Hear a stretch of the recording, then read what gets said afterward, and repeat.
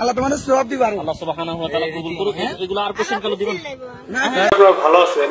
আমি আপনাদের এখন একটা ভিডিও দেখাবো। সেই ভিডিওটা হলো, দেখেন, এই যে আমরা সবাই জানি বন্যার ভিতরে মানুষে উপকার করে কারো। দেখুন এই হুজুর এই বাচ্চাটির কাছ থেকে কিভাবে গলার মালাটা জোর করে নিল, নেওয়ার পরে আবার বলতেছে যে তোমার উপকার হবে, এরকম আবিজাবি মানে বিষয় বুঝাইতেছে যে তোমার আল্লাহ উপকার করবো এইসব বিষয়।